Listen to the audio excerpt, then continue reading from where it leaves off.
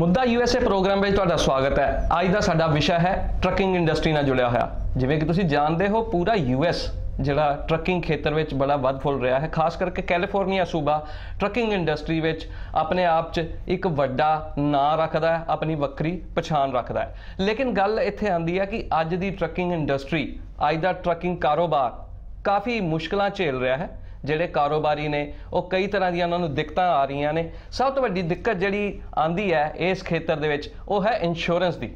Truck ਖੇਤਰ ਦੇ ਵਿੱਚ ਕਮਰਸ਼ੀਅਲ ਇੰਸ਼ੋਰੈਂਸ ਦੀ। ਕਮਰਸ਼ੀਅਲ ਇੰਸ਼ੋਰੈਂਸ ਬਾਰੇ ਗੱਲਬਾਤ ਕਰਨ ਲਈ ਸਾਡੇ ਨਾਲ ਜਗਦੀਪ ਸਿੰਘ ਮੌਜੂਦ ਨੇ, ਜੋ ਕਿ ਇੰਸ਼ੋਰੈਂਸ ਬ੍ਰੋਕਰ ਨੇ। ਜਗਦੀਪ ਜੀ, PTC ਨਿਊਜ਼ ਵਿੱਚ ਤੁਹਾਡਾ ਸਵਾਗਤ ਹੈ। ਸ਼ੁਕਰੀਆ। ਅੱਜ ਦਾ ਜਿਹੜਾ ਸਾਡਾ ਵਿਸ਼ਾ ਅਸੀਂ ਰੱਖਿਆ ਬੜਾ ਇੱਕ ਭਖਵਾਂ ਮੁੱਦਾ ਵੀ ਹੈਗਾ, ਕਿਉਂਕਿ ਟਰੱਕਿੰਗ ਇੰਡਸਟਰੀ ਪੂਰੇ ਅਮਰੀਕਾ ਦੇ ਵਿੱਚ अपने पूरे पैर पसारे हुए ने और बहुत परिवार ने ਜਿਹੜੇ ਟਰੱਕਿੰਗ ਇੰਡਸਟਰੀ ਦੇ ਖਾਣਾ ਖਾ ਰਹੇ ਆ, ਆਪਣਾ ਪੇਟ ਪਾਲ ਰਹੇ ਨੇ, ਆਪਣੇ ਬੱਚਿਆਂ ਨੂੰ ਪਾਲ ਰਹੇ ਨੇ। ਬਿਲਕੁਲ। ਔਰ ਦੂਸਰੀ ਗੱਲ ਕਰੀਏ ਕੈਲੀਫੋਰਨੀਆ ਦੀ। ਕੈਲੀਫੋਰਨੀਆ ਤਾਂ ਮੰਨਿਆ ਹੀ ਟਰੱਕਿੰਗ ਇੰਡਸਟਰੀ ਔਰ ਫਾਰਮਿੰਗ ਲਈ ਜਾਂਦਾ। ਬਿਲਕੁਲ ਸਹੀ ਜੀ। ਜਿਹੜਾ ਕੈਲੀਫੋਰਨੀਆ ਸੂਬਾ, ਜਿੰਨਾ ਮਰਜ਼ੀ ਗੱਲ ਕਰ ਲਓ, ਕੋਈ ਨਾ ਕੋਈ ਟਰੱਕਿੰਗ ਖੇਤਰ ਦੇ ਨਾਲ ਜੁੜਿਆ ਹੋਇਆ। ਬਿਲਕੁਲ। ਲੇਕਿਨ ਹਰ ਵਾਰ ਇੱਕੋ ਹੀ ਗੱਲ ਆਉਂਦੀ ਹੈ ਜਦੋਂ ਵੀ ਕਿਸੇ ਨਾਲ ਗੱਲ ਕਰਦੇ ਹਾਂ, ਚਾਹੇ ਉਹ ਟਰੱਕ ਡਰਾਈਵਰ ਹੋਵੇ, ਚਾਹੇ ਓਨਰ ਆਪਰੇਟਰ ਹੋਵੇ, ਚਾਹੇ ਉਹ ਟਰਾਂਸਪੋਰਟਰ ਹੋਵੇ, ਵੱਡੀ ਕੰਪਨੀ ਚਲਾਉਂਦਾ ਹੋਵੇ, ਇੱਕ ਗੱਲ ਜ਼ਰੂਰ ਆਉਂਦੀ ਆ, ਇੰਸ਼ੋਰੈਂਸ। ਹਾਂਜੀ। ਇੰਸ਼ੋਰੈਂਸ ਇੱਕ ਮੁੱਦੇ ਵਾਂਗੂ ਬਣ ਕੇ ਆ ਗਿਆ। ਬਿਲਕੁਲ। ਕੀ ਕਹਿਣਾ ਹੈ? ਇੰਸ਼ੋਰੈਂਸ ਜੀ ਦੇਖਿਆ ਜਾਵੇ ਤਾਂ ਇੱਕ ਟਰੱਕਰ ਦਾ ਜਿਹੜਾ ਸਭ ਤੋਂ ਵੱਡਾ ਐਕਸਪੈਂਸ ਹੈ, ਡੀਜ਼ਲ ਤੋਂ ਬਾਅਦ ਉਹ ਜਾਂ ਡਰਾਈਵਰ ਦੀ ਪੇ ਤੋਂ ਬਾਅਦ ਇੰਸ਼ੋਰੈਂਸ ਆ ਜਾਂਦਾ ਹੈ। ਇੰਸ਼ੋਰੈਂਸ ਆ ਜਿਹੜੀ ਮੈਂ ਇਸ ਖੇਤਰ ਦੇ ਵਿੱਚ ਪਿਛਲੇ 15 ਸਾਲਾਂ ਤੋਂ ਇੰਸ਼ੋਰੈਂਸ ਦੀਆਂ ਸੇਵਾਵਾਂ ਪ੍ਰਦਾਨ ਕਰ ਰਿਹਾ ਅਤੇ 2010 ਤੋਂ ਲੈ ਕੇ ਹੁਣ ਦੀ ਜਿਹੜੀ ਸਥਿਤੀ ਆ, 2010 ਨਾਲੋਂ ਰੇਟ ਨੇ ਜਿਹੜੇ ਉਹ 2.5 ਤੋਂ 3 ਗੁਣਾ ਵੱਧ ਚੁੱਕੇ ਹਨ ਇੰਸ਼ੋਰੈਂਸ 'ਤੇ। ਇਹਦਾ ਸਭ ਤੋਂ ਵੱਡਾ ਕਾਰਨ ਇਹੀ ਆ ਵੀ ਜਿਹੜੇ ਐਕਸੀਡੈਂਟ ਨੇ ਉਹ ਘਟ ਨਹੀਂ ਰਹੇ। ਠੀਕ ਹੈ ਜੀ। ਸਭ ਤੋਂ ਵੱਡਾ ਕਾਰਨ ਇਹਦਾ ਡਿਸਟਰੈਕਟਿਵ ਡਰਾਈਵਿੰਗ, ਮਤਲਬ ਕਲੇਮ ਜਿੱਦਾਂ ਜਿੱਦਾਂ ਕਲੇਮ ਵਧਣਗੇ ਇੰਸ਼ੋਰੈਂਸ ਕੰਪਨੀਆਂ ਆਟੋਮੈਟਿਕਲੀ ਆਪਣਾ ਰੇਟ ਵਧਾਉਣਗੀਆਂ। ਬਿਲਕੁਲ ਬਿਲਕੁਲ। ਅਤੇ ਜਿਵੇਂ ਕਿ ਟੈਕਸਟ ਮੈਸੇਜ ਸਭ ਤੋਂ ਵੱਡਾ ਕਾਰਨ ਪਿਛਲੇ 3 ਸਾਲਾਂ ਦੇ ਵਿੱਚ ਇੰਨੀ ਅਪਟਿਕ ਹੋਈ ਹੈ ਐਕਸੀਡੈਂਟਾਂ ਦੇ ਵਿੱਚ, ਅਤੇ ਮੇਨ ਕਾਰਨ ਰਿਸਰਚ ਅਤੇ ਸਰਵੇਆਂ ਦੇ ਵਿੱਚ ਪਾਇਆ ਗਿਆ ਵੀ ਟੈਕਸਟ ਮੈਸੇਜ ਜਾਂ ਫੋਨ ਦੇ ਉੱਤੇ ਹੋਣਾ ਡਰਾਈਵਰ ਦਾ। ਅਤੇ ਇਹਦਾ ਮਤਲਬ ਕੀ ਆ ਵੀ ਉਹ ਅਟੈਂਸ਼ਨ ਨਹੀਂ ਪੇ ਕਰ ਪਾ ਰਹੇ ਡਰਾਈਵਿੰਗ ਦੇ ਵਿੱਚ, ਹੈ ਨਾ। ਅਤੇ ਦੂਜੀ ਚੀਜ਼ ਆ ਰਹੀ ਹੈ ਡਰਾਈਵਰ ਸ਼ਾਰਟੇਜ। ਉਹਦੇ ਕਰਕੇ ਜਿਹੜੇ ਡਰਾਈਵਰ ਨੇ, ਨਵੇਂ ਡਰਾਈਵਰ ਨੇ, ਉਹਨਾਂ ਦਾ ਐਕਸਪੀਰੀਅੰਸ ਘੱਟ ਹੈ ਅਤੇ ਉਹਨਾਂ ਨੂੰ ਰੋਡ ਦੇ ਉੱਤੇ ਚੜ੍ਹਾਇਆ ਜਾਂਦਾ ਹੈ। ਠੀਕ ਹੈ ਜੀ। ਉਹ ਵੀ ਐਕਸੀਡੈਂਟ ਦਾ ਕਾਰਨ ਬਣਦੇ ਨੇ। ਅਤੇ ਨਵੇਂ ਡਰਾਈਵਰ ਦੀ ਇੰਸ਼ੋਰੈਂਸ ਵੀ ਜ਼ਿਆਦਾ ਹੁੰਦੀ ਹੋਣੀ। ਨਵੇਂ ਡਰਾਈਵਰ ਦੀ ਇੰਸ਼ੋਰੈਂਸ ਵੀ ਐਕਚੁਅਲੀ ਆਮ ਨਾਲੋਂ ਬਹੁਤ ਜ਼ਿਆਦਾ ਹੁੰਦੀ ਹੈ। ਅਤੇ ਪਲੱਸ ਹੁਣ ਤਾਂ ਕਈ ਜ਼ਿਆਦਾਤਰ ਕੰਪਨੀਆਂ ਨੇ ਮਤਲਬ ਨਵੇਂ ਡਰਾਈਵਰ ਨੂੰ ਲੈਣ ਤੋਂ ਨਾ ਹੀ ਕਰ ਦਿੱਤੀ ਹੈ। 80% ਤੋਂ ਉੱਤੇ ਕੰਪਨੀਆਂ ਮਾਰਕੀਟ ਦੇ ਵਿੱਚ ਜਿਹੜੀਆਂ ਅਵੇਲੇਬਲ ਨੇ ਅੱਜ ਕੱਲ੍ਹ, ਉਹ ਨਵੇਂ ਡਰਾਈਵਰ ਨੂੰ ਨਹੀਂ ਲੈਂਦੀਆਂ। ਤਕਰੀਬਨ ਹਰ ਇੱਕ ਕੰਪਨੀ ਚਾਹੁੰਦੀ ਹੈ ਵੀ ਘੱਟ ਤੋਂ ਘੱਟ ਡਰਾਈਵਰ ਦਾ ਐਕਸਪੀਰੀਅੰਸ 2 ਸਾਲ ਦਾ ਹੋਵੇ ਉਸ ਫੀਲਡ ਦੇ ਵਿੱਚ, ਫਿਰ ਹੀ ਉਹ ਇੰਸ਼ੋਰੈਂਸ ਲਈ ਕੁਆਲੀਫਾਈ ਕਰਦਾ ਹੈ। ਅਦਰਵਾਈਜ਼ ਕੰਪਨੀ ਵੱਲੋਂ ਰਿਜੈਕਸ਼ਨ ਹੋ ਜਾਂਦੀ ਹੈ, ਐਕਸਕਲੂਜਨ ਫਾਰਮ ਸਾਈਨ ਹੋ ਜਾਂਦੇ ਨੇ, ਅਤੇ ਜੇਕਰ ਕੋਈ ਐਕਸੀਡੈਂਟ ਹੋ ਜਾਂਦਾ ਹੈ ਅਤੇ ਉਹ ਡਰਾਈਵਰ ਨਵਾਂ ਡਰਾਈਵਰ ਚਲਾਉਂਦਾ ਹੈ ਟਰੱਕ ਅਤੇ ਐਕਸੀਡੈਂਟ ਕਰ ਬੈਠਦਾ ਅਤੇ ਉਸਦੀ ਕੋਈ ਕਵਰੇਜ ਨਹੀਂ ਹੁੰਦੀ। ਦਿਨ ਬ ਦਿਨ ਮਤਲਬ ਪਿਛਲੇ ਸਟੈਟਸ ਦੇ ਵਿੱਚ ਜਿਵੇਂ ਨਾ ਇੱਕ ਵਾਰੀ ਸਰਵੇ ਦੇ ਵਿੱਚ ਪਾਇਆ ਗਿਆ ਸੀ ਵੀ ਜਿਹੜੇ 2012 ਤੋਂ ਲੈ ਕੇ 2022 ਦੇ ਤੱਕ ਅਮਰੀਕਾ ਦੇ ਵਿੱਚ ਹਰ ਸਾਲ 30,000 ਡਰਾਈਵਰ ਨੇ ਜਿਹੜੇ ਉਹ ਰਿਟਾਇਰ ਹੋ ਰਹੇ ਨੇ। ਅਤੇ ਆਪਾਂ ਹੁਣ ਉਹਦੇ ਮਿਡਲ ਦੇ ਵਿੱਚ ਆ ਬਿਲਕੁਲ, ਅਤੇ ਹਰ ਸਾਲ 30,000 ਡਰਾਈਵਰ ਰਿਟਾਇਰ ਤਾਂ ਹੋ ਰਹੇ ਨੇ, ਬਟ ਉਨੇ ਡਰਾਈਵਰ ਨਵੇਂ ਨਹੀਂ ਆ ਰਹੇ। ਅੱਛਾ, ਮੈਂ ਇਹਦੇ ਵਿੱਚ ਤੁਹਾਨੂੰ ਇੱਕ ਟੋਕਣਾ ਚਾਹੂੰਗਾ ਵੀ ਇੱਕ ਤੁਸੀਂ ਗੱਲ ਕਹੀ ਸੀ 2010 ਤੋਂ ਲੈ ਕੇ ਹੁਣ ਤੱਕ ਜਿਹੜੀ ਹੈ 2.5 ਤੋਂ 3% 3 ਗੁਣਾ ਵੱਧ ਚੁੱਕੀ ਆ। ਕੀ ਆਪਾਂ ਉਹ ਸਟੈਟਸ ਨੂੰ ਦੇਖ ਸਕਦੇ ਹਾਂ ਵੀ 2010 ਦੇ ਵਿੱਚ ਜਾਂ 2005 ਦੇ ਵਿੱਚ ਇੱਕ ਟਰੱਕ ਦੀ ਐਵਰੇਜ ਇੰਸ਼ੋਰੈਂਸ ਕੀ ਸੀ, ਔਰ ਅੱਜ ਦੀ ਡੇਟ 'ਚ ਜਿਹੜੀ ਆ ਉਸੇ ਟਰੱਕ ਦੀ ਜੇ ਆਪਾਂ ਐਵਰੇਜ ਗਿਣੀ ਆ ਵੀ ਉਸੇ ਕੰਡੀਸ਼ਨ ਦਾ ਟਰੱਕ, ਬਿਲਕੁਲ, ਤੇ ਉਹਦੀ ਅੱਜ ਦੀ ਡੇਟ 'ਚ ਇੰਸ਼ੋਰੈਂਸ ਕਿੰਨੀ ਹੋਊਗੀ, ਤਾਂ ਕਿ ਪਤਾ ਲੱਗੇ ਵੀ ਕਿੰਨਾ ਡਿਫਰੈਂਸ ਆ ਚੁੱਕਾ।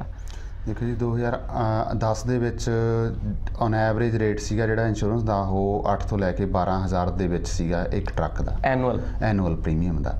ਅਤੇ ਅੱਜ ਕੱਲ੍ਹ ਜੇ ਆਪਾਂ ਉਸੇ ਵੈਲਿਊ ਦੇ ਟਰੱਕ ਦੀ ਇੰਸ਼ੋਰੈਂਸ ਕਰਦੇ ਹਾਂ ਤਾਂ ਉਹ ਐਨੀਵੇਅਰ ਬਿਟਵੀਨ 20 ਤੋਂ ਲੈ ਕੇ 27-28 ਹਜ਼ਾਰ ਤੱਕ ਇੱਕ ਟਰੱਕ ਦੀ ਇੰਸ਼ੋਰੈਂਸ ਵੱਧ ਚੁੱਕੀ ਹੈ। ਇੱਕ ਕਾਰਨ ਥੋੜ੍ਹਾ ਜਿਹਾ ਟਰੱਕਾਂ ਦੀ ਵੈਲਿਊ ਵੀ ਵਧੀ ਹੈ, ਜਿਵੇਂ ਕਿ ਇਕੁਇਪਮੈਂਟ ਦੀ ਮਾਡਰਨ ਇਕੁਇਪਮੈਂਟ ਜਿੱਦਾਂ ਹੁੰਦਾ ਉੱਦਾਂ ਟਰੱਕਾਂ ਦਾ ਵੀ ਰੇਟ ਵੱਧ ਰਿਹਾ ਜਾਂ ਇਕੁਇਪਮੈਂਟ ਦਾ ਰੇਟ ਵੱਧ ਰਿਹਾ, ਤਾਂ ਇੰਸ਼ੋਰੈਂਸ ਬਟ ਨੈਚੁਰਲ ਉਹ ਤਾਂ ਵਧਣੀ ਹੈ। ਲੇਕਿਨ ਜਿਸ ਹਿਸਾਬ ਨਾਲ ਤੁਸੀਂ ਇਹ ਦੱਸਦੇ ਪਏ ਹੋ ਉਸ ਹਿਸਾਬ ਨਾਲ ਤਾਂ ਬਹੁਤ ਜ਼ਿਆਦਾ ਡਿਫਰੈਂਸ ਆ ਬਿਲਕੁਲ, ਇਟਸ ਅ ਹਿਊਜ ਡਿਫਰੈਂਸ। ਮਤਲਬ ਉਸ ਟਾਈਮ 12-13 ਹਜ਼ਾਰ ਦੀ ਪਾਲਿਸੀ ਵੀ ਬਹੁਤ ਮਹਿੰਗੀ ਮੰਨੀ ਜਾਂਦੀ ਸੀ। ਅੱਜ ਕੱਲ੍ਹ 18 ਤੋਂ 24 ਹਜ਼ਾਰ ਦੇ ਵਿੱਚ ਜੇਕਰ ਪਾਲਿਸੀ ਮਿਲ ਜਾਂਦੀ ਹੈ ਤਾਂ ਉਸਨੂੰ ਸਸਤਾ ਹੀ ਮੰਨਿਆ ਜਾਂਦਾ। ਔਰ ਦੂਜੀ ਗੱਲ ਇਹਦੇ 'ਚ ਇਹ ਵੀ ਹੈ ਵੀ ਉਦੋਂ ਪਰਸੈਂਟੇਜ ਮਾਰਜਨ ਵੀ ਜ਼ਿਆਦਾ ਸੀ ਟਰੱਕਿੰਗ ਇੰਡਸਟਰੀ ਦੇ ਵਿੱਚ। ਬਿਲਕੁਲ ਬਿਲਕੁਲ। ਹੁਣ ਜੇ ਉਹ ਮਾਰਜਨ ਵੀ ਘਟ ਗਿਆ, ਇੰਸ਼ੋਰੈਂਸ ਵੀ ਵੱਧ ਗਈ। ਹਰ ਪਾਸਿਓਂ ਟਰੱਕਿੰਗ ਇੰਡਸਟਰੀ ਹੈ ਨਾ ਜਿਹੜੀ ਹਿੱਟ ਹੋ ਰਹੀ ਹੈ। ਡੀਜ਼ਲ ਪ੍ਰਾਈਸਿਸ ਵਧੇ ਹੋਏ ਨੇ ਤੇ ਨਾਲ ਦੀ ਨਾਲ ਜਿਹੜੇ ਨਵੇਂ ਰੈਗੂਲੇਸ਼ਨ ਨੇ ਜਿਵੇਂ ਕਿ ਈ-ਲੌਗ ਵਗੈਰਾ, ਉਸ ਦੇ ਨਾਲ ਵੀ ਡਰਾਈਵਰ ਸ਼ਾਰਟੇਜ ਵਧੀ ਹੈ ਤੇ ਡਿਪਾਰਟਮੈਂਟ ਆਫ ਟਰਾਂਸਪੋਰਟੇਸ਼ਨ ਨੇ ਵੀ ਕਈ ਤਰ੍ਹਾਂ ਦੀਆਂ ਸਖਤੀਆਂ ਕੀਤੀਆਂ ਹਨ। ਇਸੇ ਤਰ੍ਹਾਂ ਕੈਲੀਫੋਰਨੀਆ ਹਾਈਵੇ ਪੈਟਰੋਲ ਵੀ, ਜੇਕਰ ਤੁਸੀਂ ਕੈਲੀਫੋਰਨੀਆ ਬੇਸਡ ਟਰੱਕਰ ਹੋ ਤਾਂ ਉਹਨਾਂ ਨੇ ਵੀ ਇੰਸਪੈਕਸ਼ਨਾਂ ਵਧਾਈਆਂ ਹਨ। ਫਰੇਟ ਦੇ ਰੇਟ ਨੇ ਜਿਹੜੇ ਉਸ ਕੰਪੈਰੀਜ਼ਨ ਦੇ ਵਿੱਚ ਉਹਨੇ ਨਹੀਂ ਵਧੇ ਕਿਉਂਕਿ ਕੰਪੀਟੀਸ਼ਨ ਜ਼ਿਆਦਾ ਆ ਗਿਆ। ਲੇਕਿਨ ਇਹਦੇ 'ਚ ਜਿੱਦਾਂ ਆਪਾਂ ਇੰਸ਼ੋਰੈਂਸ ਦੀ ਗੱਲ ਕਰਦੇ ਹਾਂ ਜੀ, ਇੰਸ਼ੋਰੈਂਸ ਮਾਰਕੀਟ ਵੀ ਬਹੁਤ ਐਕਸਪੈਂਡ ਕਰ ਰਹੀ ਆ। ਕਮਰਸ਼ੀਅਲ ਇੰਸ਼ੋਰੈਂਸ ਦੀ ਮਾਰਕੀਟ ਜਿਹੜੀ ਆ ਉਹ ਬਿਲੀਅਨਸ ਦੇ ਵਿੱਚ ਹੈ। ਬਿਲਕੁਲ ਬਿਲਕੁਲ ਜੀ। ਔਰ ਗਰੋਥ ਉਹਦੀ ਕਾਫੀ ਹੈ, 4-5% ਐਨੂਅਲ ਗਰੋਥ ਜੋ ਜਾਣਕਾਰੀ ਮਿਲੀ ਤੱਕ ਬਿਲਕੁਲ ਹੈਗੀ ਆ। ਕਿੰਨੀ ਕੁ ਕਮਰਸ਼ੀਅਲ ਮਾਰਕੀਟ ਹੈਗੀ ਆ ਯੂਐਸ ਦੀ ਇੰਸ਼ੋਰੈਂਸ? ਕੈਲੀਫੋਰਨੀਆ ਅਲੋਨ 300 ਬਿਲੀਅਨ ਤੋਂ ਉੱਤੇ ਦੀ ਮਾਰਕੀਟ ਹੈਗੀ ਹੈ ਜੀ, ਜਿਹੜੀ ਕਮਰਸ਼ੀਅਲ ਇੰਸ਼ੋਰੈਂਸ ਦੀ ਮਾਰਕੀਟ। 300 ਬਿਲੀਅਨ ਦੀ ਇਕੱਲੇ ਕੈਲੀਫੋਰਨੀਆ ਦੀ? 300 ਮਿਲੀਅਨ ਦੀ। 300 ਮਿਲੀਅਨ, ਓਕੇ। ਹਾਂਜੀ, ਕਮਰਸ਼ੀਅਲ ਆਟੋ ਮਾਰਕੀਟ ਹੈ। ਤੇ ਇਹਦਾ ਮੇਨ ਕਾਰਨ ਇੱਕ ਤਾਂ 2010 ਦੇ ਵਿੱਚ ਆਪਾਂ ਇਕਨੋਮਿਕ ਡਾਊਨ ਟਰਮ ਚੋਂ ਨਿਕਲੇ ਸੀ ਤੇ ਇਕਨੋਮੀ ਵੀ ਉਸ ਤੋਂ ਬਾਅਦ ਅਪਬੀਟ ਹੋ ਰਹੀ ਹੈ ਤੇ ਜੇਕਰ ਲੋਕ ਚੀਜ਼ਾਂ ਖਰੀਦ ਰਹੇ ਨੇ ਤਾਂ ਇਹਦਾ ਮਤਲਬ ਉਹ ਚੀਜ਼ਾਂ ਨੂੰ ਡਿਲੀਵਰ ਵੀ ਕਰਨਾ ਪਵੇਗਾ। ਤੇ ਦੂਜੀ ਚੀਜ਼ ਆ ਜਿਹੜੀਆਂ ਡਿਲੀਵਰੀ ਸਰਵਿਸਿਜ਼ ਵਧੀਆ ਨੇ, ਆਨਲਾਈਨ ਸ਼ਾਪਿੰਗ ਵਧੀਆ, ਉਹਦੇ ਨਾਲ ਵੀ ਜਿਹੜੀਆਂ ਗੁੱਡਸ ਮੂਵ ਕਰਨੀਆਂ ਨੇ ਤਾਂ ਉਹਦੇ ਲਈ ਵੀ ਆਪਾਂ ਨੂੰ ਟਰੱਕ ਚਾਹੀਦੇ ਨੇ। ਠੀਕ ਹੈ ਜੀ। ਤੇ ਜਿਹੜਾ ਲੌਜਿਸਟਿਕ ਦਾ ਕੰਮ ਆ ਉਹ ਤਾਂ ਬਹੁਤ ਜ਼ਿਆਦਾ ਵਧਿਆ ਜੀ ਤੇ ਉਹਦੇ ਨਾਲ ਬਟ ਨੈਚੁਰਲ ਆ ਫਿਰ ਇੰਸ਼ੋਰੈਂਸ ਵੀ ਉਨੀ, ਉਹਦੇ ਨਾਲ ਇੰਸ਼ੋਰੈਂਸ ਪ੍ਰੀਮੀਅਮ ਵੀ ਵਧੇ। ਇੰਸ਼ੋਰੈਂਸ ਪ੍ਰੀਮੀਅਮਾਂ ਦੇ ਵਿੱਚ ਵੀ ਜਾਣ ਦੀ ਵਾਧਾ ਮਿਲਿਆ ਹੈ ਕਿਉਂਕਿ ਜੇਕਰ ਜ਼ਿਆਦਾ ਟਰੱਕ ਨੇ ਮਾਰਕੀਟ ਦੇ ਵਿੱਚ ਤਾਂ ਆਬਵੀਅਸਲੀ ਪ੍ਰੀਮੀਅਮ ਵੀ ਜ਼ਿਆਦਾ ਕਲੈਕਟ ਹੋ ਰਿਹਾ। ਨਹੀਂ, ਜਿੱਦਾਂ ਕਿ ਕੰਪੀਟੀਸ਼ਨ ਆਪਾਂ ਕਹਿੰਦੇ ਟਰੱਕਿੰਗ ਇੰਡਸਟਰੀ 'ਚ ਆਪਸ 'ਚ ਕੰਪੀਟੀਸ਼ਨ ਵਧਿਆ, ਕੀ ਇੰਸ਼ੋਰੈਂਸ ਮਾਰਕੀਟ ਦੇ ਵਿੱਚ ਵੀ ਕੰਪੀਟੀਸ਼ਨ ਆਇਆ ਵਾ? ਕੀ ਇੰਸ਼ੋਰੈਂਸ ਮਾਰਕੀਟ 'ਚ ਵੀ ਜਿਹੜੀ ਅੱਜ ਤੋਂ 10 ਸਾਲ ਪਹਿਲਾਂ ਕੰਪਨੀਆਂ ਸੀ ਉਹ ਸਰਵਾਈਵ ਕਰ ਰਹੀਆਂ ਜਾਂ ਹੋਰ ਐਡ ਹੋਈਆਂ? ਬਿਲਕੁਲ ਜੀ, ਇੰਸ਼ੋਰੈਂਸ ਮਾਰਕੀਟ ਹਮੇਸ਼ਾ ਤੋਂ ਹੀ ਕੰਪੈਰੇਟਿਵ ਰਹੀ ਆ।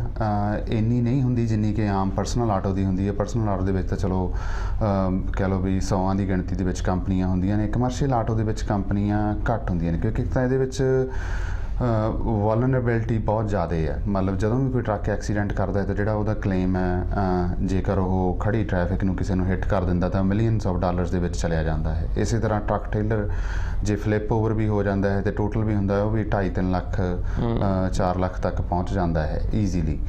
ਕਿਉਂਕਿ ਲਾਸ ਰੇਸ਼ੋ ਆ ਜਿਹੜੀ ਇੰਡਸਟਰੀ, ਮਤਲਬ ਜੇ 100 ਕੰਪਨੀ $100 ਇਕੱਠਾ ਕਰ ਰਹੀ ਆ ਤਾਂ ਜਿਹੜਾ ਪੇ ਆਊਟ ਆ ਇੰਡਸਟਰੀ ਦਾ ਉਹ ਨਹੀਂ ਘਟ ਰਿਹਾ। ਮਤਲਬ ਪੇ ਆਊਟ ਆ ਜਿਹੜਾ ਕੰਪਨੀ ਦਾ ਉਹ 105-110 ਤੇ ਬੜੀ ਛੇਤੀ ਪਹੁੰਚ ਜਾਂਦਾ ਤੇ ਫਿਰ ਉਹ ਕੰਪਨੀ ਹਰ ਸਾਲ ਰੇਟ ਇਨਕਰੀਜ਼ ਫਾਈਲ ਕਰਦੀ ਰਹਿੰਦੀ ਹੈ, ਉਹਨੂੰ ਜਸਟੀਫਾਈ ਕਰਨ ਦੇ ਲਈ, ਹੈ ਨਾ।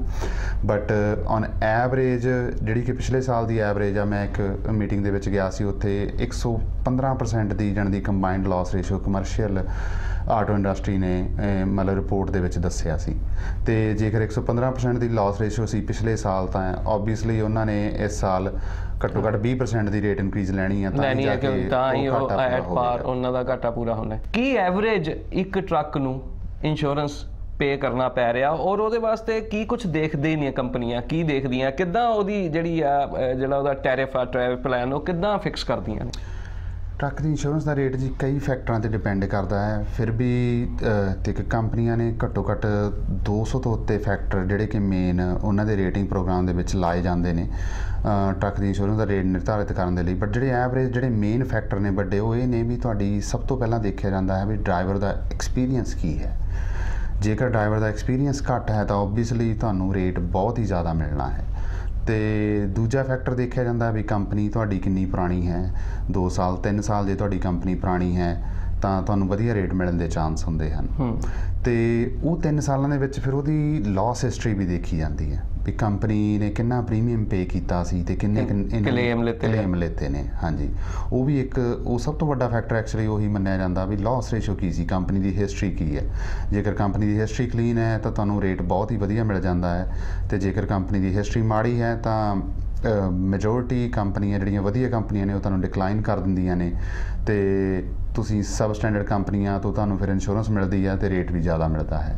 ਤੇ ਤੀਜੀ ਚੀਜ਼ ਜਿਹੜੀ ਅੱਜ ਤੋਂ 3 ਸਾਲ ਪਹਿਲਾਂ ਨਾ ਡਿਪਾਰਟਮੈਂਟ ਆਫ ਟਰਾਂਸਪੋਰਟੇਸ਼ਨ ਨੇ ਜਿਹੜੀ ਆਪਣੀ ਰੇਟਿੰਗ ਆ ਕੰਪਨੀਆਂ ਦੀ ਉਹ ਨਾ ਤਕਰੀਬਨ ਇੰਸਟੈਂਟ ਹੀ ਕਰ ਦਿੱਤੀ ਸੀ। ਅੱਗੇ ਕੀ ਹੁੰਦਾ ਸੀ ਨਾ, ਜੇ ਕਿਤੇ ਟਰੱਕ ਕਿਸੇ ਸਕੇਲ ਤੇ ਪੁੱਲ ਓਵਰ ਹੋਣਾ, ਉਹਦਾ ਡਾਟਾ ਅਪਡੇਟ ਕਰਦਿਆਂ ਨੂੰ DOT ਨੂੰ 6 ਮਹੀਨੇ ਤੋਂ ਲੈ ਕੇ 1 ਸਾਲ ਦਾ ਸਮਾਂ ਲੱਗ ਜਾਂਦਾ ਸੀ ਵੈਬਸਾਈਟ ਦੇ ਉੱਪਰ ਉਹਨਾਂ ਦੀ। ਹੁਣ ਉਹ ਡਾਟਾ ਬੜੀ ਜਲਦੀ ਅਪਡੇਟ ਕਰ ਦਿੱਤਾ ਜਾਂਦਾ ਹੈ। ਕਈ ਕੇਸਾਂ ਦੇ ਵਿੱਚ ਤਾਂ 10 ਦਿਨ, ਹਫ਼ਤੇ 10 ਦਿਨ ਦੇ ਵਿੱਚ ਵੀ ਉਹ ਜਿਹੜੀ ਕੋਈ ਇਨਸਪੈਕਸ਼ਨ ਹੁੰਦੀ ਹੈ ਉਹਦਾ ਰਿਜ਼ਲਟ ਉਹ DOT ਦੀ ਵੈਬਸਾਈਟ 'ਤੇ ਦੇਖਿਆ ਜਾ ਸਕਦਾ ਹੈ। ਤੇ ਇਹਨਾਂ ਨੇ ਇੱਕ ਥ੍ਰੈਸ਼ਹੋਲਡ ਰੇਟਿੰਗ ਨਿਰਧਾਰਿਤ ਕੀਤੀ ਹੈ। ਇਹਨੂੰ 7-8 ਸੈਕਟਰਾਂ ਦੇ ਵਿੱਚ ਵੰਡ ਕੇ ਵੀ ਕੰਪਨੀ ਦੀ ਰੇਟਿੰਗ ਉਸ ਬੇਸ 'ਤੇ ਨਿਰਧਾਰਿਤ ਕੀਤੀ ਜਾਂਦੀ ਹੈ। ਜੇਕਰ ਕੰਪਨੀ ਦੀ ਜਿਹੜੀ ਉਹ ਰੇਟਿੰਗ ਆ ਥ੍ਰੈਸ਼ਹੋਲਡ ਪੁਆਇੰਟ ਇਹਨਾਂ ਦੇ ਤਕਰੀਬਨ 70% ਹਨ। ਜੇ 70% ਤੋਂ ਉੱਤੇ ਚਲਿਆ ਜਾਂਦਾ ਹੈ ਕੋਈ ਵੀ ਥ੍ਰੈਸ਼ਹੋਲਡ, ਜਿਵੇਂ ਕਿ ਫੋਰ ਐਗਜ਼ਾਮਪਲ ਤੁਹਾਡੀ ਲੌਗ ਬੁੱਕ ਵਾਇਲੇਸ਼ਨ ਹੈ, ਜੇ ਤੁਹਾਡੀਆਂ ਇਨਸਪੈਕਸ਼ਨਾਂ ਦੇ ਵਿੱਚੋਂ 70% ਤੋਂ ਉੱਤੇ ਵਾਰੀ ਤੁਹਾਡਾ ਹਰ ਵਾਰੀ ਕੋਈ ਨਾ ਕੋਈ ਖਾਮੀ ਨਿਕਲੀ ਹੈ ਤਾਂ ਤੁਹਾਡਾ ਜਿਹੜਾ ਉਹ ਥ੍ਰੈਸ਼ਹੋਲਡ ਆ 70% ਤੋਂ ਉੱਤੇ ਹੋ ਜਾਂਦਾ ਹੈ। ਇਸੇ ਤਰ੍ਹਾਂ ਅਨਸੇਫ ਡਰਾਈਵਿੰਗ ਦੇ ਵਿੱਚ, ਕੰਟਰੋਲ ਸਬਸਟੈਂਸ ਦੇ ਬਾਰੇ ਵਿੱਚ, ਟਿਕਟਾਂ ਲੈਣ ਦੇ ਬਾਰੇ ਵਿੱਚ ਜੇਕਰ ਤੁਹਾਡੀ ਕਿਸੇ ਵੀ ਪਾਸਿਓਂ ਕੋਈ ਵੀ ਰੇਟਿੰਗ 70% ਤੋਂ ਉੱਤੇ ਹੋ ਜਾਂਦੀ ਹੈ ਤਾਂ ਵੀ ਤੁਹਾਨੂੰ ਇੰਸ਼ੋਰੈਂਸ ਦਾ ਵਧੀਆ ਰੇਟ ਮਿਲਣ ਵਿੱਚ ਦਿੱਕਤ ਹੁੰਦੀ ਹੈ। ਤੇ ਲੇਕਿਨ ਇਹਦੇ ਵਿੱਚ ਇੱਕ ਗੱਲ ਇਹ ਜਿਹੜੀ ਹੈਗੀ ਹੈ ਸਾਹਮਣੇ ਆਉਂਦੀ ਹੈ ਵੀ ਤੁਸੀਂ ਕਹਿੰਦੇ ਡਿਨਾਈ ਵੀ ਕਰ ਸਕਦੀਆਂ ਕੰਪਨੀਆਂ। ਬਿਲਕੁਲ, ਇੰਸ਼ੋਰੈਂਸ ਡਿਨਾਈ ਵੀ ਕਰ ਦਿੰਦੀਆਂ। ਬਿਲਕੁਲ ਜੀ, ਮੈਜੋਰਟੀ ਆਫ ਕੰਪਨੀਆਂ ਤੁਹਾਨੂੰ ਡਿਨਾਈ ਕਰ ਦਿੰਦੀਆਂ ਨੇ ਜੇਕਰ ਇਹਨਾਂ ਦੇ ਵਿੱਚੋਂ ਕੋਈ ਵੀ ਇੱਕ ਫੈਕਟਰ, ਜਿਵੇਂ ਡਰਾਈਵਰ ਦਾ ਐਕਸਪੀਰੀਅੰਸ ਨਾ ਹੋਵੇ ਜਾਂ ਕੰਪਨੀ ਦੀ ਹਿਸਟਰੀ ਮਾੜੀ ਹੋਵੇ ਜਾਂ ਆਪਣਾ ਥ੍ਰੈਸ਼ਹੋਲਡ ਆ ਜਿਹੜਾ ਉਹ ਤੁਹਾਡਾ 70% ਤੋਂ ਉੱਤੇ ਹੋਵੇ। ਉਸ ਕੇਸ ਦੇ ਵਿੱਚ ਕੰਪਨੀ ਨੂੰ ਇੰਸ਼ੋਰੈਂਸ ਲੈਣ ਦੇ ਲਈ ਬਹੁਤ ਹੀ ਜ਼ਿਆਦਾ ਦਿੱਕਤ ਆਉਂਦੀ ਹੈ। ਸਾਡੀ ਇਸੇ ਤਰ੍ਹਾਂ ਚਰਚਾ ਜਗਦੀਪ ਜੀ ਨਾਲ ਜਾਰੀ ਰਹੇਗੀ, ਕਿਤੇ ਜਾਈਓ ਨਾ। ਮੁੜ ਹਾਜ਼ਰ ਹੁੰਦੇ ਆ ਤੁਹਾਡੇ ਕੋਲ, ਇੱਕ ਵੇਲਾ ਹੋ ਗਿਆ ਬ੍ਰੇਕ ਲੈਣ ਦਾ।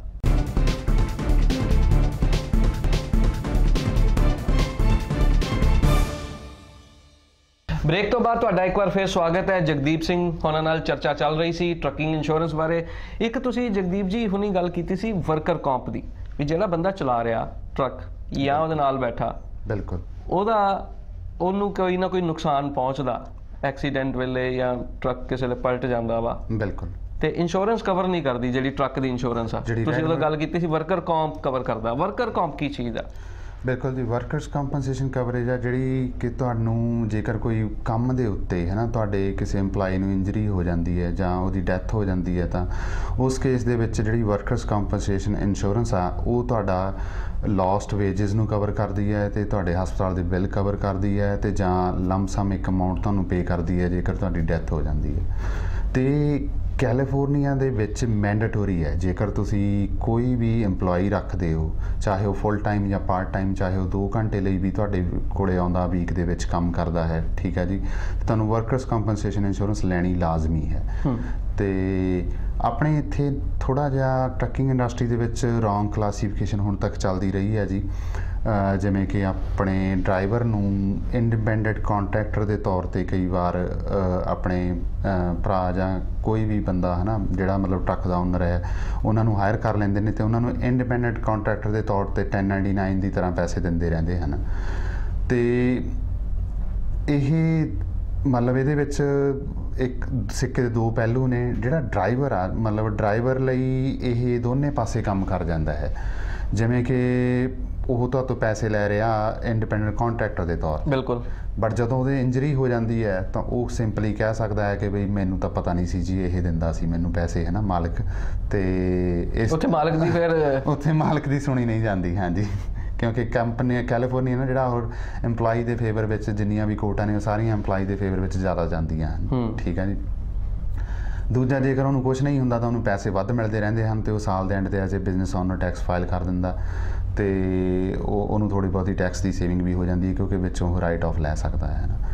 ਬਟ ਜਿਹੜਾ ਓਨਰ ਆ ਟਰੱਕ ਦਾ ਮਾਲਕ ਆ ਉਹ ਬੜੀ ਦਚਿੱਤੀ ਜੀ 'ਚ ਫਸ ਜਾਂਦਾ ਕਿਉਂਕਿ ਅੱਜ ਕੱਲ੍ਹ ਜਿਹੜੇ ਉਹ ਡਰਾਈਵਰ ਨੇ ਉਹ ਕਹਿ ਦਿੰਦੇ ਆ ਜੀ ਮੈਂ W2 ਲੈਣਾ ਨਹੀਂ, ਮੈਂ 1099 ਨਹੀਂ ਲੈਣਾ, ਠੀਕ ਹੈ ਜੀ। ਇਹ ਇੱਕ ਬੜਾ ਡਿਬੇਟੇਬਲ ਮੁੱਦਾ ਵਾ ਤੇ ਇਹਦੇ 'ਚ ਮੈਂ ਅਗੇਨ ਕਿਸੇ ਦੇ ਅਗੇਂਸਟ ਨਹੀਂ ਤੇ ਕਿਸੇ ਦੇ ਹੱਕ ਦੇ ਵਿੱਚ ਨਹੀਂ, ਹੈ ਨਾ। ਬਟ ਜਿਹੜਾ ਕਿ ਮੇਰੀ ਸਟਰੋਂਗ ਰਿਕਮੈਂਡੇਸ਼ਨ ਆ ਵੀ ਤੁਸੀਂ ਜਿਹੜਾ ਨਾ ਕੰਮ ਆ ਉਹ ਇਸ ਮੁਲਕ ਦੇ ਵਿੱਚੋਂ ਸਹੀ ਕੀਤਾ ਜਾਵੇ ਤਾਂ ਜਿੰਨਾ ਜ਼ਿਆਦਾ ਉਹਨਾਂ ਮਤਲਬ ਵਧੀਆ ਹੋ ਸਕਦਾ ਹੈ, ਆਪਣੇ ਲਈ ਵੀ, ਆਪਣੀ ਕਮਿਊਨਿਟੀ ਲਈ। ਸਾਡੇ ਕਈ ਪੰਜਾਬੀ ਭਰਾਵਾਂ ਨੇ ਵਰਕਰ ਕੰਪ ਨਹੀਂ ਲਿੱਤੇ ਹੋਏ ਮੇਰੇ ਖਿਆਲ। ਬਹੁਤ ਜ਼ਿਆਦਾ ਆਪਣੇ ਕੇਸ ਇੱਦਾਂ ਦੇ ਆਉਂਦੇ ਹਨ ਕਿ ਡਰਾਈਵਰ ਦੀ ਮੌਤ ਹੋ ਜਾਂਦੀ ਹੈ ਤੇ ਵਰਕਰਸ ਕੰਪਨਸੇਸ਼ਨ ਇੰਸ਼ੋਰੈਂਸ ਨਹੀਂ ਹੁੰਦੀ ਤੇ ਉਸ ਨੂੰ ਫਿਰ ਡਰਾਈਵਰ ਨੂੰ ਜਾਂ ਡਰਾਈਵਰ ਦੀ ਫੈਮਿਲੀ ਨੂੰ ਕੁਝ ਨਹੀਂ ਮਿਲਦਾ, ਜਾਂ ਫਿਰ ਲਾਸੂਟਾਂ ਦਾ ਚੱਕਰ ਚੱਲ ਪੈਂਦਾ ਹੈ, ਉਸ ਦੀ ਫੈਮਿਲੀ ਵਕੀਲ ਕੋਲ ਚਲੀ ਜਾਂਦੀ ਹੈ ਤੇ ਫਿਰ ਐਂਡਡ ਅਪ ਟਰੱਕਿੰਗ ਕੰਪਨੀ ਹੈ ਜਿਹੜੀ ਉਹ ਬੈਂਕਰਪਟ ਹੋ ਜਾਂਦੀ ਹੈ।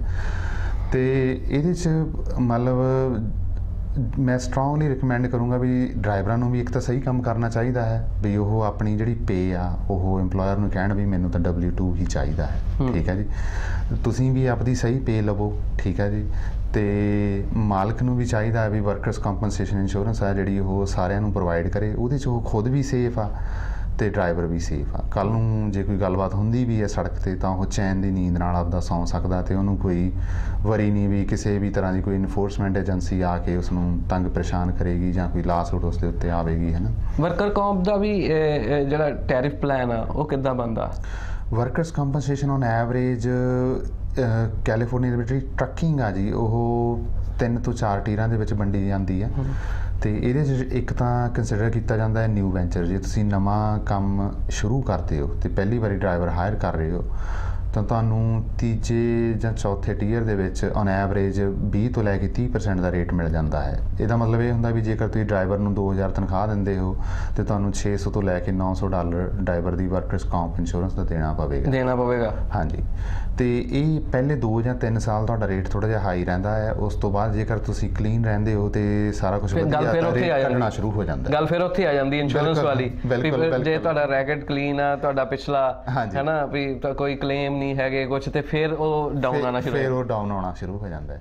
ਤੇ ਵਰਸਸ ਜੇਕਰ ਤੁਹਾਡੇ ਕਲੇਮ ਹੁੰਦੇ ਨੇ ਤੇ ਮਤਲਬ ਰੈਕਡ ਕਲੀਨ ਨਹੀਂ ਰਹਿੰਦਾ ਤਾਂ ਉਸ ਕੇਸ ਦੇ ਵਿੱਚ ਇਹ ਥੋੜਾ ਜਿਹਾ ਵਧਣਾ ਵੀ ਸ਼ੁਰੂ ਹੋ ਜਾਂਦਾ ਹੈ, ਦੋਨੇ ਪਾਸੇ ਨੂੰ ਚਲਿਆ ਜਾਂਦਾ ਹੈ। ਇਹਦੇ ਵਿੱਚ ਇਹ ਵੀ ਆ ਵੀ ਵੱਧ ਕੇ ਕਿੱਥੇ ਤੱਕ ਜਾ ਸਕਦਾ ਕਿ ਡਿਨਾਈ ਵੀ ਕੀਤਾ ਜਾ ਸਕਦਾ ਵੀ ਤੈਨੂੰ ਅਸੀਂ ਕੰਪਨੀ ਜਿੱਦਾਂ ਇੰਸ਼ੋਰੈਂਸ ਕੰਪਨੀਆਂ ਤੁਸੀਂ ਕਹਿੰਦੇ ਕਈ ਡਿਨਾਇਲ ਕਰ ਦਿੰਦੀਆਂ ਵੀ ਅਸੀਂ ਨਹੀਂ ਦਿੰਦੇ ਜੀ ਇੰਸ਼ੋਰੈਂਸ, ਤੁਹਾਡਾ ਰੈਕਡ ਖਰਾਬ ਆ ਪੁਰਾਣਾ। ਇਹਦੇ ਵਿੱਚ ਵੀ ਡਿਨਾਇਲ ਹੈਗਾ? ਨਹੀਂ, ਇਹਦੇ ਵਿੱਚ ਵਰਕਰਸ ਕੰਪ ਦੇ ਵਿੱਚ ਨਾ ਹਰੇਕ ਸਟੇਟ ਨੇ ਇੱਕ ਫੰਡ ਕ੍ਰੀਏਟ ਕੀਤਾ ਹੋਇਆ ਜਿਹਨੂੰ ਕਿ ਸਟੇਟ ਫੰਡ ਦੇ ਨਾਂ ਨਾਲ ਜਾਣਿਆ ਜਾਂਦਾ ਹੈ। ਵਰਕਰਸ ਕੰਪ ਜੇਕਰ ਤੁਹਾਡੀ ਵਲੰਟੀਅਰ ਮਾਰਕੀਟ ਦੇ ਵਿੱਚ ਤੁਹਾਨੂੰ ਕੋਈ ਮਾਰਕੀਟ ਨਹੀਂ ਮਿਲਦੀ ਤਾਂ ਤੁਸੀਂ ਸਟੇਟ ਦੀ ਜਿਹੜੀ ਇੰਸ਼ੋਰੈਂਸ ਹੈ, ਇਹਨੂੰ ਸਟੇਟ ਕੰਪਨਸੇਸ਼ਨ ਫੰਡ ਕਹਿੰਦੇ ਨੇ, ਉਹਨਾਂ ਨੂੰ ਐਪਲੀਕੇਸ਼ਨ ਭੇਜੀ ਜਾਂਦੀ ਹੈ ਤੁਹਾਡੇ ਇੰਸ਼ੋਰੈਂਸ ਬ੍ਰੋਕਰ ਦੁਆਰਾ ਤੇ ਉਹਨਾਂ ਨੂੰ ਫਿਰ ਤੁਹਾਨੂੰ ਇਹ ਇੰਸ਼ੋਰੈਂਸ ਦੇਣੀ ਹੀ ਪੈਂਦੀ ਹੈ। ਹਰ ਰੇਟ ਉਹ ਉਹਨਾਂ ਦੀ ਮਰਜ਼ੀ ਦਾ ਹੋਏਗਾ ਡਿਪੈਂਡਿੰਗ ਔਨ ਤੁਹਾਡੇ ਐਕਸਪੀਰੀਅੰਸ ਦੇ ਉੱਤੇ। ਜੇਕਰ ਵਧੀਆ ਐਕਸਪੀਰੀਅੰਸ ਤਾਂ ਸਟੇਟ ਰੇਟ ਤੁਹਾਨੂੰ 12-14% ਵੀ ਦੇ ਦਿੰਦੀ ਹੈ, ਹੈ ਨਾ। ਜੇਕਰ ਮਾੜਾ ਹਾਈ ਤੋਂ ਹਾਈ ਰੇਟ ਮੈਂ 37% 38% ਵੀ ਦੇਖਿਆ। 38% ਬਿਲਕੁਲ ਸੈਲਰੀ ਦਾ, ਟਰੱਕਿੰਗ ਦੇ ਵਿੱਚ ਸੈਲਰੀ ਦਾ 37 ਤੋਂ 38%। ਹਾਂਜੀ, ਤੇ ਲੋਐਸਟ ਕਿੰਨਾ ਕੁ ਆ ਜਾਂਦਾ? ਲੋਐਸਟ ਸਟੇਟ ਫੰਡ ਦੇ ਨਾਲ ਜਿਵੇਂ 12-14% ਤੇ ਜਿਹੜੀ ਵਲੰਟੀਅਰ ਮਾਰਕੀਟ ਆ ਦੂਜੀਆਂ ਕੰਪਨੀਆਂ ਦੇ ਨਾਲ 8-10% 12% ਇੱਥੇ ਚਲਿਆ ਜਾਂਦਾ ਜੀ ਲੋ ਦੇ ਵਿੱਚ। ਇੱਕ ਅੰਬਰੇਲਾ ਕਹਿੰਦੇ, ਅੰਬਰੇਲਾ ਕੀ ਹੈ ਇੰਸ਼ੋਰੈਂਸ ਦੇ ਖੇਤਰ 'ਚ? ਇੱਕ ਅੰਬਰੇਲਾ ਵਰਡ ਵੀ ਆਉਂਦਾ। ਇਹ ਅੰਬਰੇਲਾ ਵੀ ਜੀ ਨਾ ਇੱਕ ਮਤਲਬ ਇਹਨੂੰ ਵੀ ਅੰਬਰੇਲੇ ਨੂੰ ਕਈ ਤਾਂ ਲੋਕ ਸਮਝ ਲੈਂਦੇ ਨੇ ਵੀ ਇੱਕ ਅੰਬਰੇਲੇ ਦੀ ਪਾਲਿਸੀ ਲੈ ਲਈ, ਕੋਈ ਵੀ ਅੰਬਰੇਲੇ ਦੀ ਪਾਲਿਸੀ ਲੈ ਲਈ ਤੇ ਉਹ ਸਾਰਾ ਕੁਝ ਕਵਰ ਕਰ ਦੇਗਾ। ਇੱਦਾਂ ਨਹੀਂ ਹੁੰਦਾ ਜੀ। ਇੱਕ ਅੰਬਰੇਲੇ ਵੀ ਨਾ ਕਈ ਤਰ੍ਹਾਂ ਦੇ ਆਉਂਦੇ ਹਨ। ਇੱਕ ਪਰਸਨਲ ਅੰਬਰੇਲਾ ਆਉਂਦਾ ਹੈ ਜਿਹੜਾ ਕਿ ਤੁਹਾਡੀ ਕਾਰਾਂ ਤੇ ਹੋਮ ਦੇ ਕੇਸ ਦੇ ਵਿੱਚ ਕੋਈ ਵੱਡਾ ਕਲੇਮ ਤੁਹਾਡੇ ਤੇ ਆ ਜਾਂਦਾ ਤਾਂ ਉਸ ਨੂੰ ਪ੍ਰੋਟੈਕਟ ਕਰਦਾ ਹੈ। ਤੇ ਦੂਜਾ ਫਿਰ ਅੰਬਰੇਲਾ ਆਉਂਦਾ ਹੈ, ਉਹਦੇ ਵਿੱਚ ਜਿੰਨੇ ਵੀ ਤਰ੍ਹਾਂ ਦੇ ਤੁਹਾਡੇ ਬਿਜ਼ਨਸ ਨੇ, ਮੰਨ ਲਓ ਤੁਹਾਡੇ ਕੋਲ ਇੱਕ ਤਰ੍ਹਾਂ ਦਾ ਬਿਜ਼ਨਸ ਤਾਂ ਤੁਹਾਨੂੰ ਉਹਦਾ ਇੱਕ ਅੰਬਰੇਲਾ ਲੈਣਾ ਪਵੇਗਾ। ਜੇਕਰ ਤੁਹਾਡੇ ਕੋਲ 2 ਤਰ੍ਹਾਂ ਦੇ ਬਿਜ਼ਨਸ ਤੇ ਤੁਹਾਨੂੰ 2 ਤਰ੍ਹਾਂ ਦੇ ਅੰਬਰੇਲੇ ਲੈਣੇ ਪੈਣਗੇ। ਇੱਕ ਅੰਬਰੇਲਾ ਸਾਰੇ ਕਾਸੇ ਨੂੰ ਪ੍ਰੋਟੈਕਟ ਨਹੀਂ ਕਰਦਾ, ਬਟ ਅੰਬਰੇਲਾ ਜਿਹੜੀ ਕਵਰੇਜ ਆ ਉਹ ਤੁਹਾਡੇ ਐਸੈਟਸ ਨੂੰ ਪ੍ਰੋਟੈਕਟ ਕਰਨ ਦੇ ਵਿੱਚ ਬਹੁਤ ਮਦਦ ਕਰਦਾ ਹੈ ਜੇਕਰ ਤੁਸੀਂ ਸਹੀ ਤਰੀਕੇ ਨਾਲ ਅੰਬਰੇਲਾ ਕਵਰੇਜ ਲਈ ਹੈ। ਮਤਲਬ ਅੰਬਰੇਲਾ ਆਪਾਂ ਕਹਿ ਸਕਦੇ ਹਾਂ ਛਤਰੀ, ਤੁਹਾਨੂੰ ਪ੍ਰੋਟੈਕਟ ਕਰਨ ਨੂੰ ਤਾਂ ਛਤਰੀ ਆ ਤੁਹਾਡੇ ਤੇ, ਛਤਰੀ ਰੱਖਿਆ ਦੀ ਛਤਰੀ ਹੈ। ਬਿਲਕੁਲ, ਇਹਦੇ 'ਚ ਕੀ ਹੈ ਨਾ, ਮਤਲਬ ਉਹ ਛਤਰੀ ਦੇ ਥੱਲੇ ਜਿਹੜਾ ਤੁਸੀਂ ਬਿਜ਼ਨਸ ਲਿਆ ਕੇ ਰੱਖਿਆ ਉਹਦੀ ਪ੍ਰੋਟੈਕਸ਼ਨ, ਨਾ ਕਿ ਵੀ ਛਤਰੀ ਲੈ ਲਈ ਖੜੇ ਤੁਸੀਂ ਜਿੱਥੇ ਮਰਜ਼ੀ ਰਹੋ ਤੇ ਉਸ ਕੇਸ 'ਚ ਨਹੀਂ ਕਵਰੇਜ। ਮਤਲਬ ਤੁਹਾਡੇ ਕੋਲ 10 ਤਰ੍ਹਾਂ ਦੇ ਬਿਜ਼ਨਸ ਨੇ, ਅੰਬਰੇਲਾ ਤੁਸੀਂ ਸਿਰਫ ਇੱਕ ਤਰ੍ਹਾਂ ਦੇ ਬਿਜ਼ਨਸ ਦਾ ਲਿਆ, ਫਿਰ ਨਹੀਂ। ਜਿਹੜਾ ਵੀ ਬਿਜ਼ਨਸ ਉਹਦੇ ਅੰਡਰ ਲਿਆਂਦਾ ਤੁਸੀਂ ਉਸ ਅੰਬਰੇਲੇ ਦੇ ਅੰਡਰ, ਉਹਦੇ ਵਿੱਚ ਤੁਹਾਡੀ ਪ੍ਰੋਟੈਕਸ਼ਨ ਹੈ। ਇਹ ਇੰਸ਼ੋਰੈਂਸ ਤੋਂ ਹਟ ਕੇ ਹੈ ਕਿ ਇੰਸ਼ੋਰੈਂਸ ਦੇ ਵਿੱਚ ਹੀ ਅੰਬਰੇਲਾ ਵਾ? ਨਹੀਂ, ਇੰਸ਼ੋਰੈਂਸ ਦੇ ਵਿੱਚ ਹੀ, ਇੰਸ਼ੋਰੈਂਸ ਦਾ ਹੀ ਪਾਰਟ ਹੈ, ਇੱਕ ਸੈਪਰੇਟ ਪਾਲਿਸੀ ਹੈ। ਠੀਕ ਹੈ ਜੀ। ਕਈ ਵਾਰੀ ਕੀ ਹੁੰਦਾ ਨਾ ਵੀ ਤੁਸੀਂ ਜਿਵੇਂ ਇੱਕ ਕੰਪਨੀ ਤੋਂ ਇੰਸ਼ੋਰੈਂਸ ਲਈ ਹੈ, ਜਿਵੇਂ ਫੋਰ ਐਗਜ਼ਾਮਪਲ ਟਰੱਕਿੰਗ ਦੇ ਵਿੱਚ $1 ਮਿਲੀਅਨ ਦੀ ਕਵਰੇਜ ਆਮ ਹੈ, ਆਟੋ ਲਾਇਬਿਲਿਟੀ, ਹੈ ਨਾ। ਬਟ ਜਿਹੜੀ ਸੇਮ ਕੰਪਨੀ ਆ ਉਹ ਤੁਹਾਨੂੰ 2 ਮਿਲੀਅਨ ਜਾਂ 3 ਮਿਲੀਅਨ ਦੀ ਕਵਰੇਜ ਨਹੀਂ ਦੇ ਸਕਦੀ, ਕਿਉਂਕਿ ਉਹਨਾਂ ਦਾ ਐਕਸਪੋਜ਼ਰ ਬਹੁਤ ਜ਼ਿਆਦਾ ਵੱਧ ਜਾਂਦਾ। ਇੱਕ ਕਲਾਇੰਟ ਦੇ ਲਈ ਹੀ ਉਹਨਾਂ ਨੂੰ 2 ਜਾਂ 3 ਮਿਲੀਅਨ ਦਾ ਕਲੇਮ ਦੇਣਾ ਪੈ ਜਾਵੇ ਤਾਂ ਕੰਪਨੀ ਜੇਕਰ ਛੋਟੀ ਹੋਵੇ ਤਾਂ ਬੈਂਕਰਪਸੀ ਵਾਲੇ ਪਾਸੇ ਨੂੰ ਵੀ ਤੁਰ ਪੈਂਦੀਆਂ ਹਨ, ਅਤੇ ਉਹ ਫਿਰ ਰਿਸਕ ਵੰਡਦੀਆਂ ਨੇ ਕੰਪਨੀਆਂ। ਮਤਲਬ ਇੱਕ ਕੰਪਨੀ ਨੇ ਪਹਿਲਾ ਮਿਲੀਅਨ ਪਿਕ ਕਰ ਲਿਆ, ਇੱਕ ਅੰਬਰੇਲਾ ਕੰਪਨੀ ਤੁਸੀਂ ਲੈ ਲਈ, ਉਹਨੇ ਦੂਜਾ ਮਿਲੀਅਨ ਪਿਕ ਕਰ ਲਿਆ, ਜਾਂ ਉਹਨੇ ਦੂਜੇ 2 ਮਿਲੀਅਨ ਪਿਕ ਕਰ ਲਏ। ਉਹ ਤੋਂ ਬਾਅਦ ਜੇ ਤੁਸੀਂ 5 ਮਿਲੀਅਨ ਦਾ ਅੰਬਰੇਲਾ ਲੈਣਾ ਤਾਂ ਦੂਜੇ 2 ਮਿਲੀਅਨ ਲਈ ਇੱਕ ਹੋਰ ਅੰਬਰੇਲਾ ਲੈ ਲਿਆ, ਠੀਕ ਹੈ ਜੀ, ਉਹ ਤੀਜੀ ਕਿਸੇ ਕੰਪਨੀ ਨਾਲ ਹੋ ਗਿਆ। ਇਸ ਤਰ੍ਹਾਂ ਇਹ ਜਾਣੀ ਨਾ ਰਿਸਕ ਡਿਵਾਈਡ ਹੋ ਜਾਂਦਾ ਕੰਪਨੀਆਂ ਦੇ ਵਿੱਚ ਵੀ। ਅਤੇ ਜਾਂ ਤੁਸੀਂ ਅੰਬਰੇਲਾ ਜਿੰਨੇ ਤੁਹਾਡੇ ਐਸਟ ਨੇ ਘੱਟੋ ਘੱਟ ਉਹਨਾਂ ਅੰਬਰੇਲਾ ਹੋਣਾ ਜ਼ਰੂਰ ਚਾਹੀਦਾ। ਜਿਹੜਾ ਮਤਲਬ ਕਲਾਇੰਟ ਆ ਉਹਨੂੰ ਵੱਖ-ਵੱਖ ਕੰਪਨੀਆਂ ਕੋਲ ਜਾਣਾ ਪਏਗਾ ਫਿਰ, ਜੇ ਸਪੋਜ਼ 2 ਮਿਲੀਅਨ 3 ਮਿਲੀਅਨ ਵਾਲਾ ਵਾ ਵੀ ਉਹਨੂੰ 1 ਮਿਲੀਅਨ ਦੀ ਇੱਕ ਕੰਪਨੀ ਦਿੰਦੀ ਹੈ, 2 ਅਲੱਗ-ਅਲੱਗ ਕਲਾਇੰਟਸ ਅਲੱਗ-ਅਲੱਗ ਇੰਸ਼ੋਰੈਂਸ ਕੰਪਨੀਆਂ ਕੋਲ ਜਾਣਾ ਪਏਗਾ, ਜਾਂ ਕੋਈ ਇੱਦਾਂ ਦਾ ਸਿਸਟਮ ਹੈਗਾ ਵੀ ਉਹ ਇੱਕੋ ਦੇ ਵਿੱਚ ਹੀ ਉਹ ਕਵਰ ਹੋ ਜਾਏਗਾ ਵੀ 5 ਮਿਲੀਅਨ ਦਾ ਚਾਹੀਦਾ ਉਹਨੂੰ 5 ਮਿਲੀਅਨ ਇੱਕੋ ਜਗ੍ਹਾ ਤੋਂ ਮਿਲ ਜਾਏਗਾ? ਤੁਹਾਡੇ ਰੈਕਡ ਦੇ ਹਿਸਾਬ ਨਾਲ ਜੇਕਰ ਕੰਪਨੀ ਦੇਖਦੀ ਹੈ ਵੀ ਤੁਹਾਡਾ ਰੈਕਡ ਸਹੀ ਹੈ ਅਤੇ ਤੁਹਾਡੇ ਕੋਈ ਪਿੱਛੇ ਪਾਸਟ ਦੇ ਵਿੱਚ ਕਲੇਮ ਨਹੀਂ ਹੈਗੇ, ਤਾਂ ਤੁਹਾਡਾ ਇੰਸ਼ੋਰੈਂਸ ਬ੍ਰੋਕਰ ਕੰਪਨੀ ਕੋਲ ਜਾ ਸਕਦਾ, ਉਹਨਾਂ ਨੂੰ ਕਹਿ ਸਕਦਾ ਦੇਖੋ ਜੀ ਇਹਦੀ ਹਿਸਟਰੀ ਬਹੁਤ ਵਧੀਆ ਕੰਪਨੀ ਦੀ। ਅਤੇ ਕਈ ਵਾਰੀ ਕੰਪਨੀਆਂ ਕੀ ਹੁੰਦੀਆਂ ਨੇ ਵੀ ਰਿਸਕ ਲੈ ਲੈਂਦੀਆਂ ਨੇ ਵੀ ਇੱਕੋ ਹੀ ਕੰਪਨੀ ਤੁਹਾਨੂੰ 5 ਮਿਲੀਅਨ ਦਾ ਅੰਬਰੇਲਾ ਦੇ ਦਿੰਦੀ ਹੈ, ਬਟ ਕਈ ਕੰਪਨੀਆਂ ਤੁਹਾਡੀ ਹਿਸਟਰੀ ਦੇ ਹਿਸਾਬ ਨਾਲ ਦੇਖ ਕੇ ਉਹ ਕਹਿੰਦੀਆਂ ਨੇ ਵੀ ਨਹੀਂ 5 ਮਿਲੀਅਨ ਦਾ ਰਿਸਕ ਮੈਂ ਇਸ ਕਲਾਇੰਟ ਦੇ ਉੱਤੇ ਨਹੀਂ ਲੈਣਾ, ਵੀ ਮੈਂ ਸਿਰਫ 2 ਮਿਲੀਅਨ ਦਾ ਹੀ ਲੈਣਾ, ਠੀਕ ਹੈ ਜੀ। ਸੋ ਫਿਰ ਉਸ ਕੇਸ 'ਚ ਫਿਰ ਤੁਹਾਡਾ ਬ੍ਰੋਕਰ ਆ ਜਿਹੜਾ ਇੰਸ਼ੋਰੈਂਸ ਬ੍ਰੋਕਰ ਆ ਉਹ ਤੁਹਾਡੀ ਮਦਦ ਕਰਦਾ, ਤੁਹਾਨੂੰ ਜਿਹੜੀ ਵੀ ਕੋਈ ਕੰਪਨੀ ਤੋਂ ਅਵੇਲੇਬਲ ਮਾਰਕੀਟ ਦੇ ਕੋਲੋਂ ਉਹ ਅੰਬਰੇਲਾ ਦੀ ਕਵਰੇਜ ਜਿੰਨੀ ਵੀ ਤੁਹਾਨੂੰ ਚਾਹੀਦੀ ਆ ਉਨੀ ਉਹ ਵੱਖ-ਵੱਖ ਕੰਪਨੀ ਤੋਂ ਲੈ ਕੇ ਸ਼ੌਪ ਅਰਾਊਂਡ ਕਰਕੇ ਦੇ ਸਕਦਾ। ਉਹ ਇੱਕੋ ਜਗ੍ਹਾ ਤੋਂ ਤੁਹਾਨੂੰ ਦੇ ਸਕਦਾ? ਬਿਲਕੁਲ ਬਿਲਕੁਲ। ਤੁਹਾਨੂੰ ਸਿਰਫ ਇੱਕ ਬ੍ਰੋਕਰ ਨੂੰ ਅਪਰੋਚ ਕਰਨ ਦੀ ਲੋੜ ਹੈ, ਬ੍ਰੋਕਰ ਤੁਹਾਡਾ ਉਹ ਵੱਖ-ਵੱਖ ਕੰਪਨੀ ਨਾਲ ਕੰਟੈਕਟ ਕਰਕੇ ਤੁਹਾਨੂੰ ਉਹ ਪਾਲਿਸੀਆਂ ਦਿਲਾ ਸਕਦਾ ਹੈ। ਵਰਕਰ ਕੌਂਪ ਦੇ ਵਿੱਚ ਹੋਰ ਕੋਈ ਖਾਸ ਜਿਹੜੀ ਗੱਲ ਹੋਵੇ, ਕੋਈ ਤੁਸੀਂ ਸ਼ੇਅਰ ਕਰਨਾ ਚਾਹੁੰਦੇ ਹੋ ਜਿਹੜੇ EMPLOYERS ਨੇ?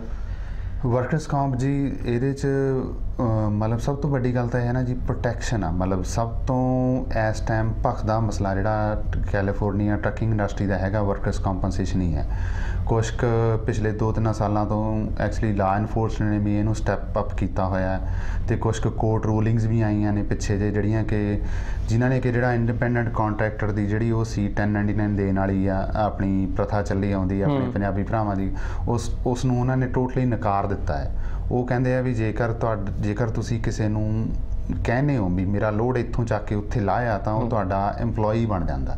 ਇਹਦਾ ਇੱਕ ਟੈਸਟ ਰੱਖਿਆ ਹੋਇਆ ਉਹਨਾਂ ਨੇ, ਅਤੇ ਬਾਰ-ਬਾਰ ਕੋਰਟਾਂ ਦੇ ਵਿੱਚ ਚੈਲੰਜ ਹੁੰਦਾ ਹੈ। ਅਤੇ ਹੁਣ ਜਿਵੇਂ ਕਿ ਤੁਸੀਂ ਦੇਖਿਆ ਊਬਰ ਦਾ ਵੀ ਕੇਸ ਚੱਲ ਰਿਹਾ ਹੈ ਇਸੇ ਮਾਮਲੇ ਦੇ ਵਿੱਚ, ਹੈ ਨਾ, ਵੀ ਊਬਰ ਦੀ ਐਪ ਜਦੋਂ ਤੁਸੀਂ ਔਨ ਕਰਦੇ ਹੋ ਤਾਂ ਮਤਲਬ ਕੋਰਟ ਕਹਿ ਰਹੀ ਹੈ, ਸਟੇਟ ਕਹਿ ਰਹੀ ਹੈ ਵੀ ਨਹੀਂ ਇਹ EMPLOYEE ਨੇ, ਇੰਡੀਪੈਂਡੈਂਟ ਕਾਂਟਰੈਕਟਰ ਨਹੀਂ ਹੈ।